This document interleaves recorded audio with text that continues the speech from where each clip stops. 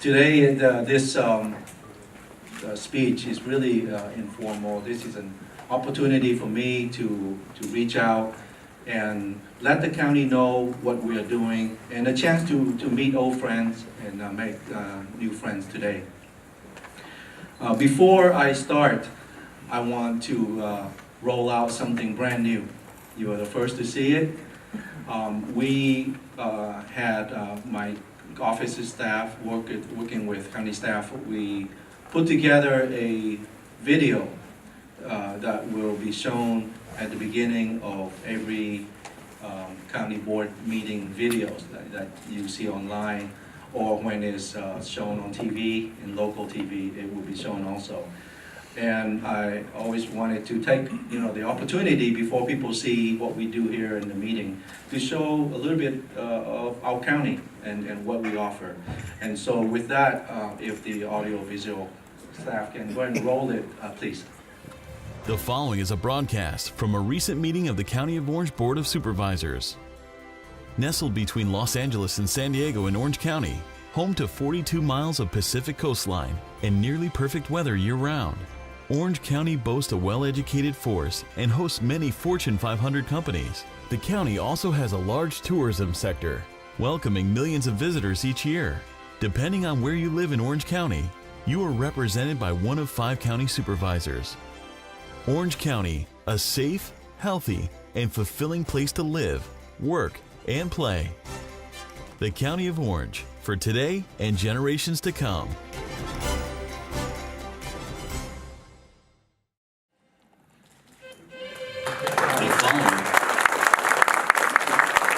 Thank you. I hope you like it. And we were limited to, I believe, 30 seconds. And so we try to put in as much information about the county as we can. So from now on, that will be shown online and on TV. So looking around this room, I am so touched by your presence here today. Again, so many dignitaries and community leaders, elected officials, and spiritual leaders who are here. Again, taking the time out of your busy schedule to be here, I appreciate your presence. I'm honored and privileged to stand before you today to deliver the State of the County address as Chairman of the Orange County Board of Supervisors.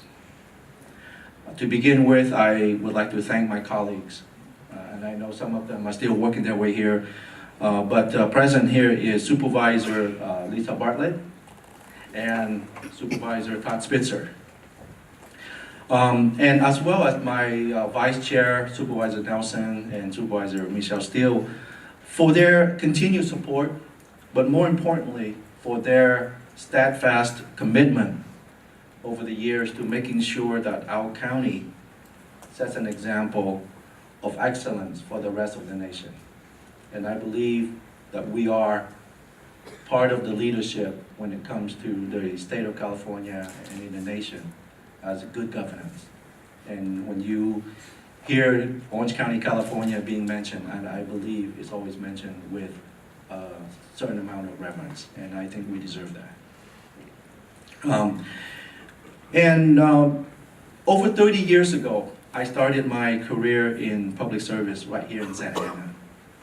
And whether it was at the Public Defender's Office, in the District Attorney's Office, working on the 5th floor here on the Board of Supervisors, or now as a county supervisor, the county has always been home to me.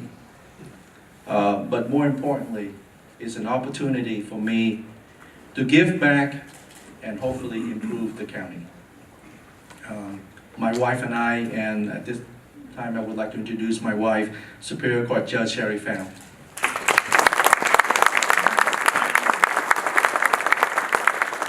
We are both immigrants from Vietnam, and as public servants, we firmly believe in giving back to the county and the country that has given us so much.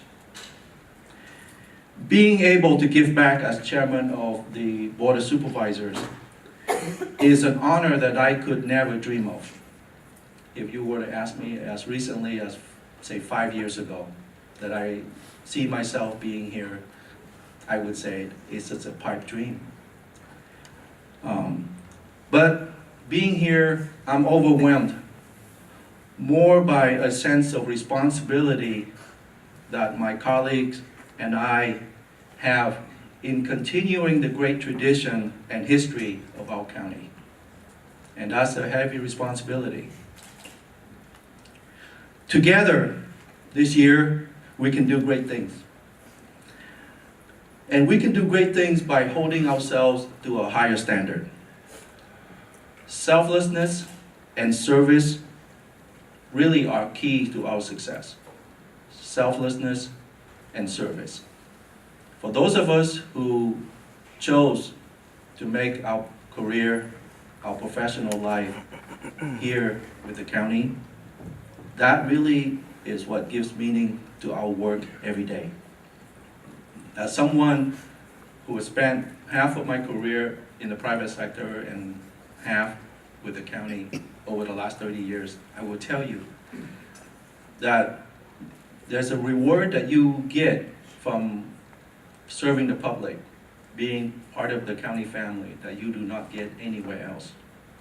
And I know I speak for many, and there are many who are here who used to be with the county and have moved on to other careers, and I tell you, they still look back to the county with fondness. I know that. I've seen head nodding around the room, and we know that, and that's why I keep being drawn back to this work, because of that sense of being able to contribute, to make a difference. That's what gives meaning to our work, to our professional life, and that's a big part of our life. But as part of the county and part of government, I believe that success is not measured by just big projects, right? The shining baubles. It's not just that. It is in making constant, progressive, and consistent progress every day in serving the public. And a lesson that I have learned since my election here to the supervisor is that we can no longer function, and not just we at the county, but society, can no longer function in silos. We know with all of the challenges that we have faced and that we have had to deal with just in the short time that I've been on the Board of Supervisors, homelessness, mental health, the economy, public safety, housing, these are just a few issues. But these issues require us all to work together at every level. The community, the neighborhood association, up to the city and county.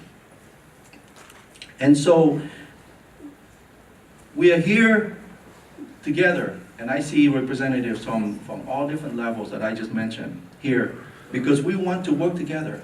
And this is what I would like to continue to foster for as long as I'm on this Board of Supervisors. And that I'm confident that working together, we can set an example for others to follow. And I believe we have. If you look at the progress, the tremendous progress that we have made in all of those issues just in the short time, in the last 12 to 18 months, we have made more progress in the last year than we have made in decades before in taking on these issues head on and making, concrete progress every day. And I believe we will continue to do so with the leadership of the electeds, of community leaders, and also of the county department heads that are here today. When I think of leadership, when I think back as to what I'm going to say here today, as chair, that's going to make a difference, that hopefully that you can walk away to think about. I think of what we do every day here at the county in terms of running our department, delivering good projects, providing good service. And I believe that good governance starts there, no doubt about it. But in order to build a legacy, leadership is about building a legacy that will continue long after we are gone from this institution. Because we all know, however long we spend with this county, the time will come when we will move on. And what is it that we can do? What is it that I can do after 30 years of being here in Santa Ana? What can I do that in a few years, when I move on, that I will leave with the county a legacy that hopefully will continue and make a difference in the future? And that's where I implore all of you to reflect within and to think about how we can shape attitudes. How can we forge a culture of service, of sensitivity, of not being being afraid to take risk? How do we lead by example? And we do that through our everyday way of living, our sense of ethics.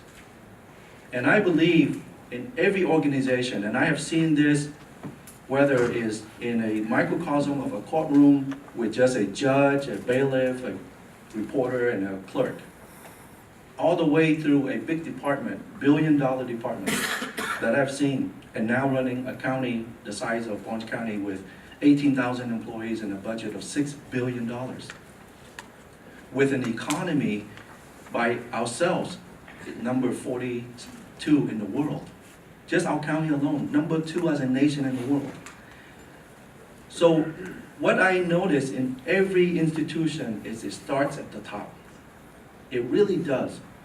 Your sense of ethics, your sense of service and selflessness, that is what transmitted through to your employee, to your staff, and more importantly, to the public. And once we believe in that message, we now tap into the strength of what America is about. Right? This is the America that I was introduced to 42 years ago.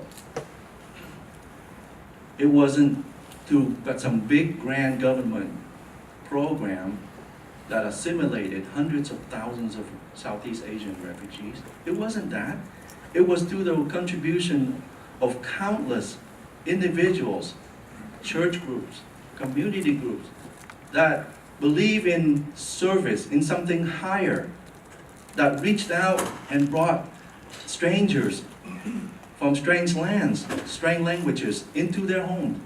Talk about the ultimate sense of sacrifice, right? How many of us, including myself, would be willing to put up with that kind of commitment, a major disruption to your life and your family life, in order to just give back and serve? And we have that. And you know, I'm sure there are many of you here who give back and help sponsored families. But I know of one example, and I want to give a shout out right now. It's a little late, but our district attorney, Tony Rokakis, he sponsored a family back 42 years ago. Tony, I want to say thank you.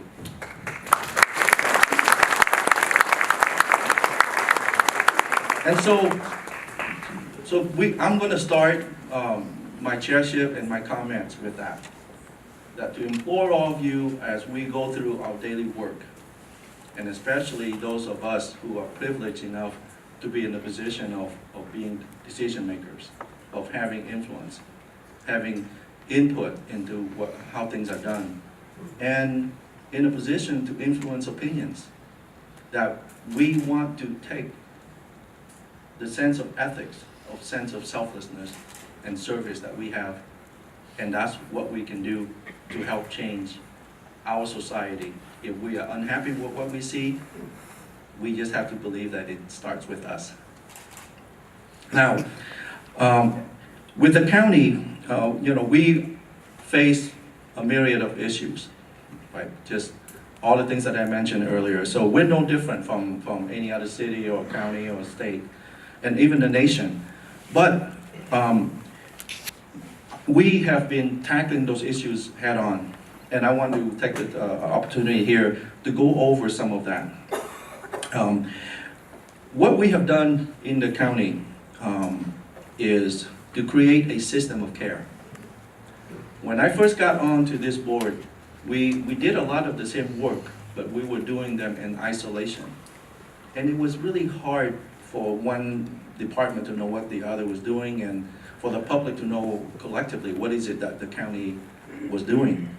And whether that be mental health services, public health nurses, housing navigators, emergency shelters, permanent supportive housing. These are issues that we need to tackle together in order to help lift people out of dependency and into self-sufficiency.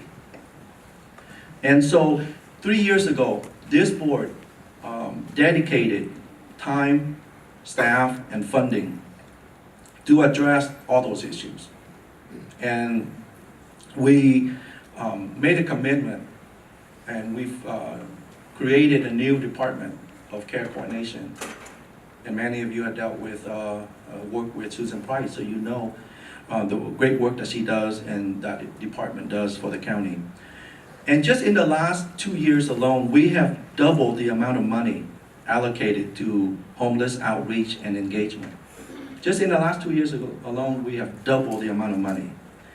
And every day, we have staff working to encourage people who are homeless to sign up for the many assistance programs offered by the county. So more than ever before in the history of the county, we have people who are now receiving case management services and who now know where to go to get help to receive the case management services in order to get themselves back on the path to recovery and self-sufficiency. An example of the innovation I mentioned is the Courtyard Transitional Center just across the street. And when we first in the process of thinking of putting an emergency shelter in place, people see the Courtyard and they hear my, proclamation to the board and asking for their support, that we're going to open up the Courtyard within 30 days, if you remember that. We made that announcement and we opened it up in actually less than 30 days. But you know what? The process started a year and a half before that. People don't know that. The terminal was owned by OCTA, which was purchased through a grant from the Federal Transportation Authority. And so we couldn't buy that property directly from OCTA without federal approval. And the federal government moves really slow. It took us almost a year to just get their agreement, that permission, in order for OCTA to sell it to us. And then OCTA has to take that money and go find a use that was comparable to what the original purchase was for, which was transit. And so it's a three-way escrow, like a three-way dance, it's awkwardness over the course of a year and a half, that finally it happened. And only then could we really move ahead in making it a emergency shelter that it became. And so it took vision on the staff's part, and it took commitment.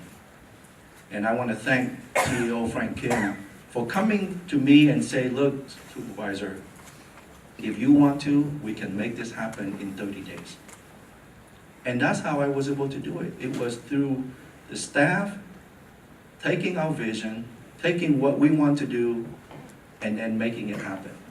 And that is what is going on today on the riverbed. And I want to really recognize Sheriff Hutchins and Under Sheriff Don Barnes, who are here today, who take a tremendous leadership role in helping us dealing with our homeless issue throughout the county. Thank you very much.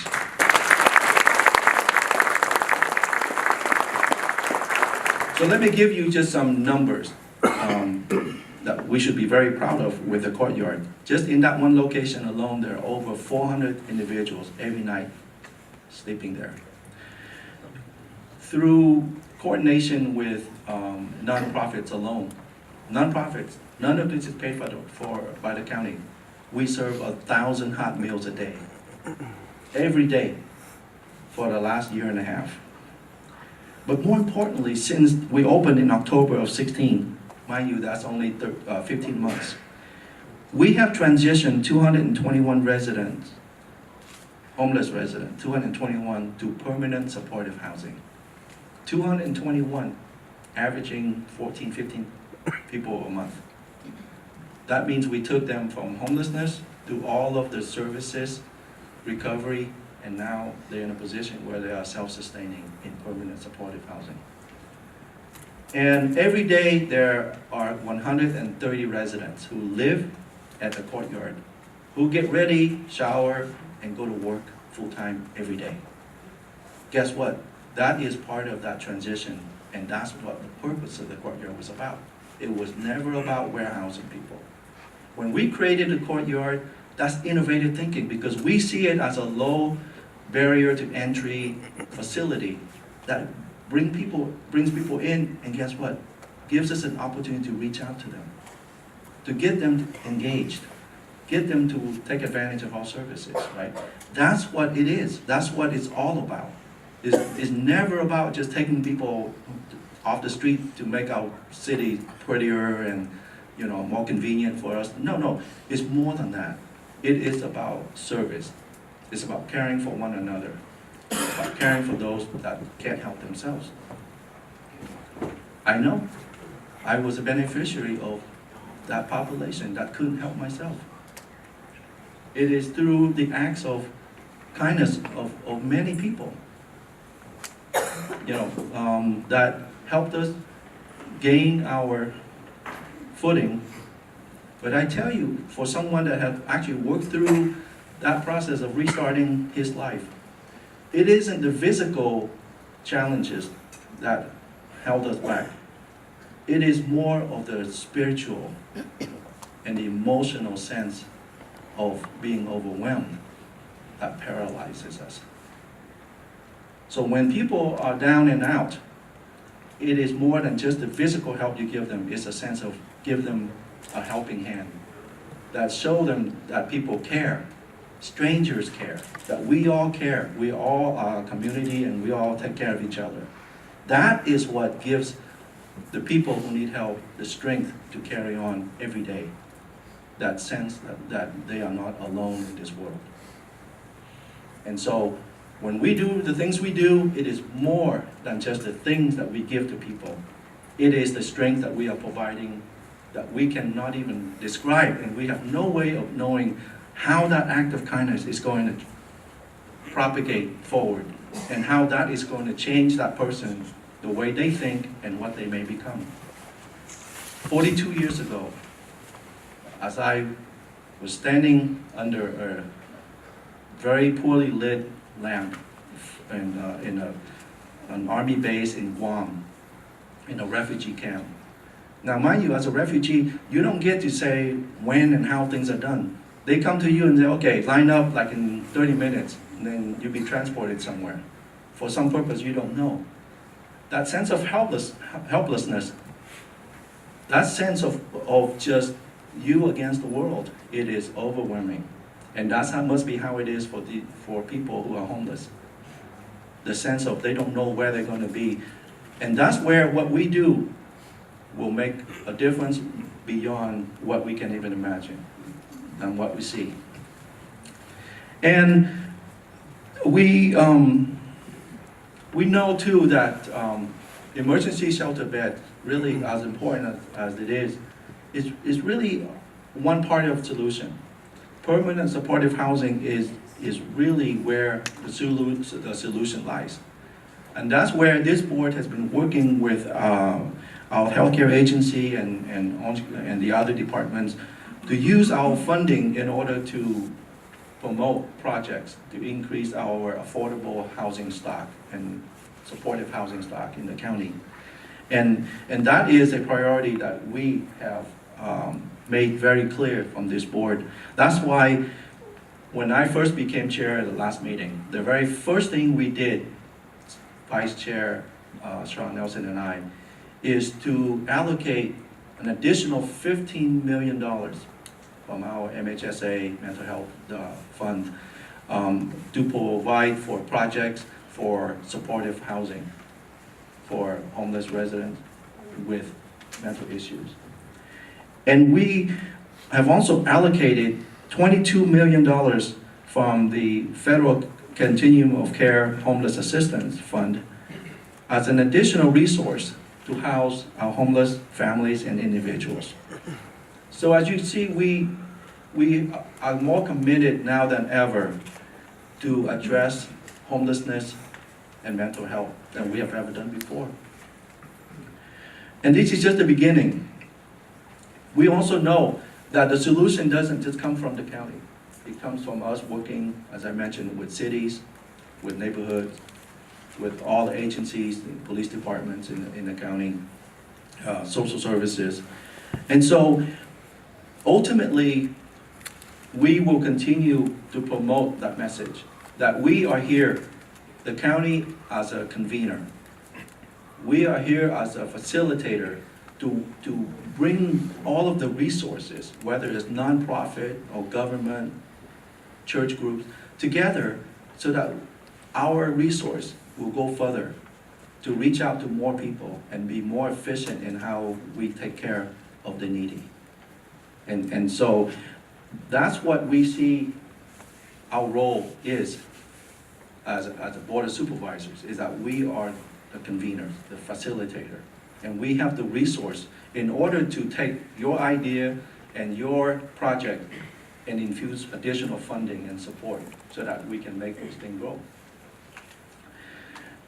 And so when we took that kind of approach to homelessness, and then we took it to deal with another big issue in the county, which is mental health. And as you know, that's a growing issue that we have to deal with and face every year. We've found that we have achieved similar results by better coordination, by looking at the way we do things. And it goes back to what I mentioned earlier in that if our goal is public service, if our goal really is to help people, then we have to constantly reevaluate whether or not what we are doing is effective. And we don't know that unless we continually re-examine ourselves and the way we do things. And that's why I asked for, and I'm going to work with Supervisor Bartlett in the ad hoc, the mental health ad hoc, and bring back to the rest of the board for their support for an audit of all mental health and behavioral health programs in the county. I think this will go a long way to let us know what we do right and maybe things that we can improve on.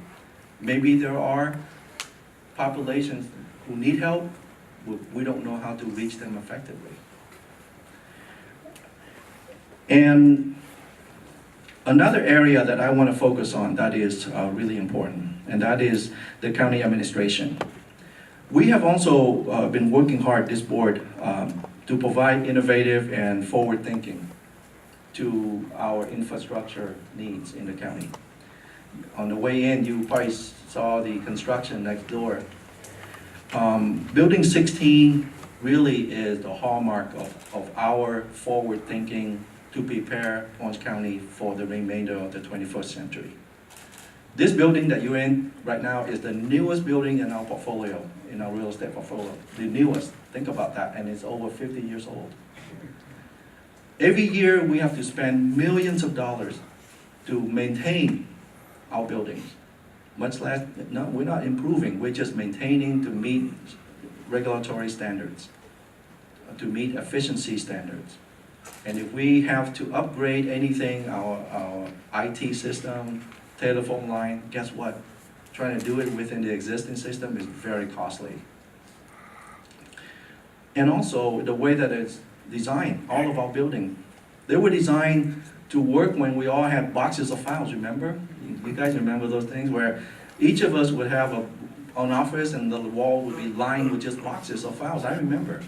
Now you'd be hard pressed to find one box in most employees' offices, right? It's all online. And maybe a printer feet of space for each employee anymore? No. Industry standards now goes down to about 140. So our new building really taps into that modern way of working, make it more efficient in every way possible. And in the process, we reduce costs for the county.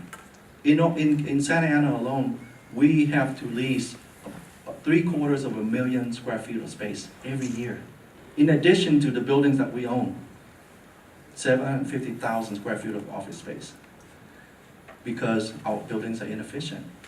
And so we will be able to save money in every way, whether it's lighting, air, heat, workspace, you name it. But the thing that I'm most proud about, that this board has the vision to do, is this. In the new building 16, there will be a one-stop shop that will feature a service window for every county department in one place. So for those of us who do business, or just you need to get a copy of your birth certificate or marriage certificate or whatever you need, you only have to go to one place to access all of the county departments. No longer do you have people walking around aimlessly looking at these, kind of unidentifiable buildings and trying to figure out, okay, where should I go? And so, see, that's the new way of thinking for this board. We believe in customer service. We believe that we place the service of the people as the goal, and what can we do to achieve it? So, in conclusion, I want to refer to a message by Dr. Martin Luther King.